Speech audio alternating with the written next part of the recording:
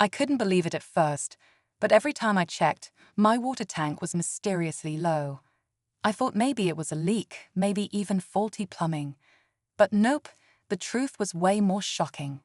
Turns out, the woman from our HOA, you know, the one who always complains about everyone else's yard, was sneaking onto my property and using my water I'm talking garden hoses running at full blast, washing her car, watering her lawn.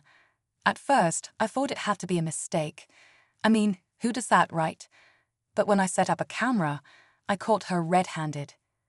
The wild part, she didn't know my tank wasn't just for my house. It was connected to a shared water system that served the whole neighborhood. So every time she drained it, she wasn't just stealing from me. She was taking water from all of us.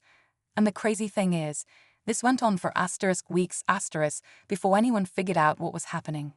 She just acted like it was hers to use, like the rules didn't apply to her. It started with low pressure in our sprinklers, then neighbors began complaining their tanks were empty too. That's when the pieces started falling into place. But when I finally confronted her, with actual footage, her reaction, you won't believe what she said.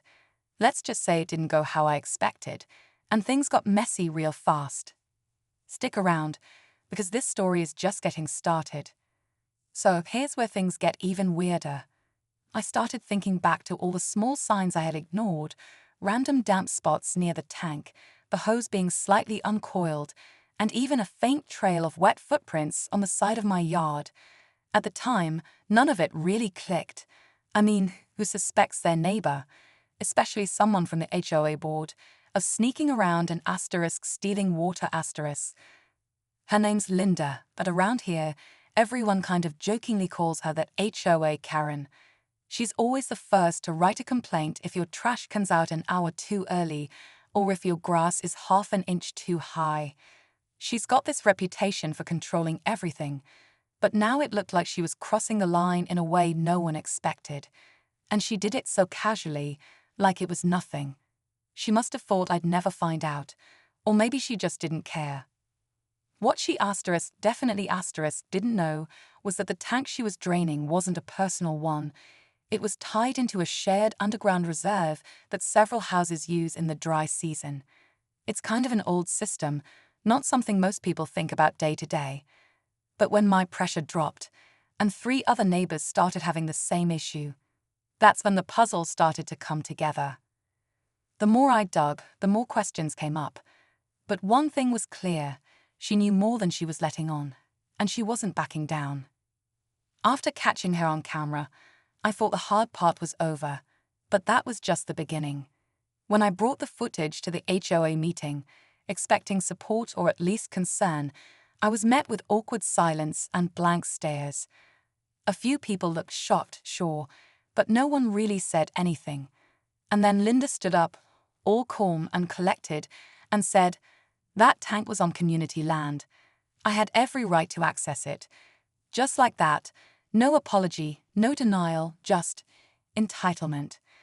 That's when I realized this wasn't just about a stolen hose session. This was deeper. Some neighbors even backed her up, claiming they thought the tank was meant for emergency use by everyone, but it's not.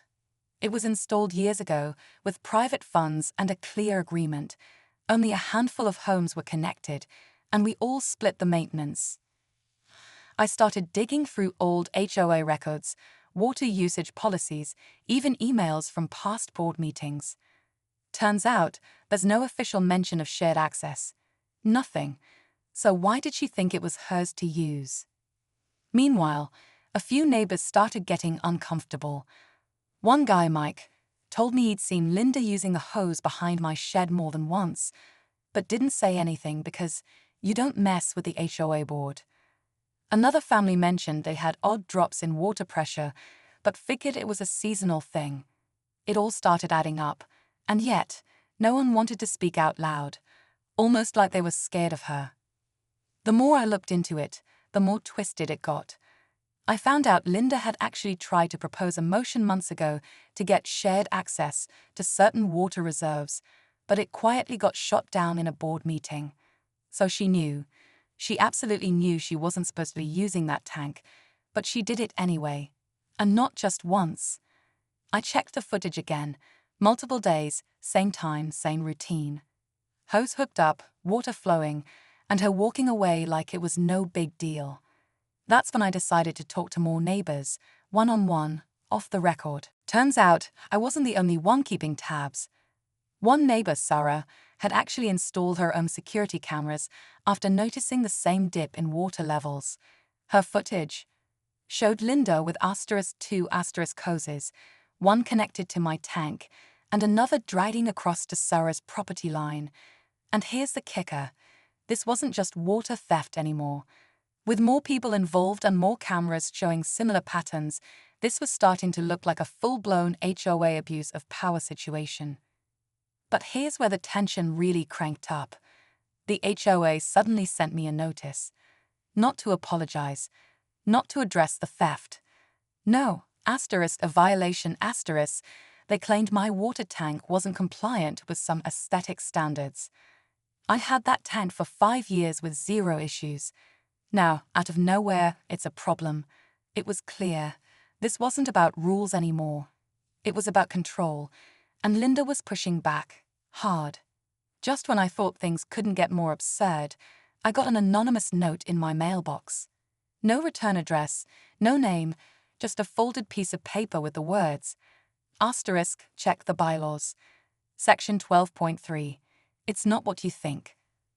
At first, I thought it was some kind of prank. But curiosity got the better of me, so I pulled up the old HOA documents again, this time with a sharper eye. Section 12.3 wasn't even about water use. It was about easements, specifically, a clause that allowed temporary utility access during certain conditions, but only if approved by a full board vote. There was no record of that vote ever happening. That's when it hit me. Linda had been using this clause as her personal loophole. She twisted the language, maybe even convinced others it gave her the right to tap into the system. But legally, it didn't hold up. And here's the real twist. I found an old email chain buried in a file attachment from 2 years ago. In it, Linda was trying to get funding for a personal well install, but it was denied by the board for being non-essential. A month later, her home started showing steady water usage spikes during off-peak hours. She'd been draining shared water ever since. Now, she wasn't just defending herself, she was covering tracks.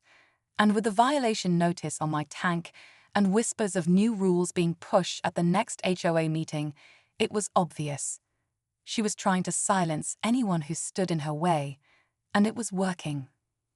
The night before the HOA meeting, I printed out everything: photos, emails, footage, even the bylaws section with notes.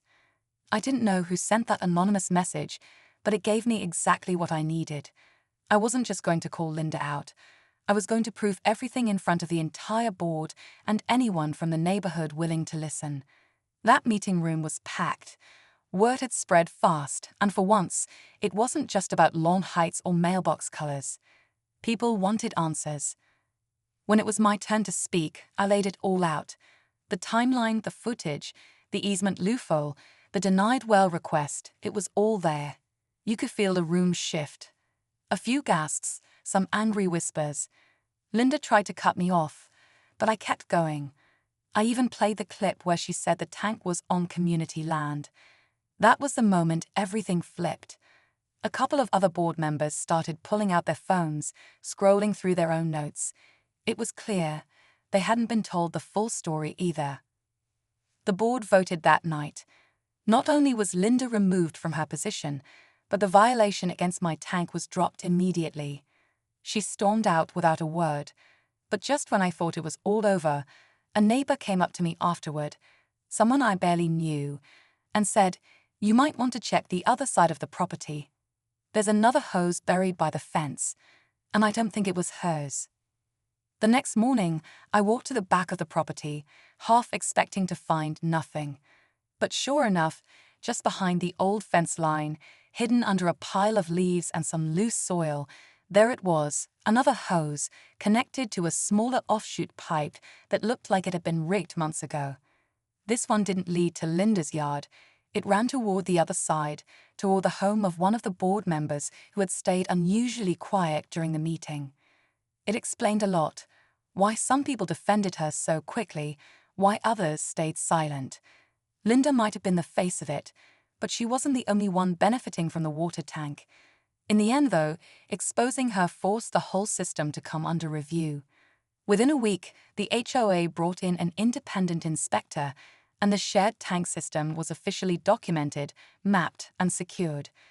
We all agreed to install individual meters and digital monitors to avoid anything like this happening again.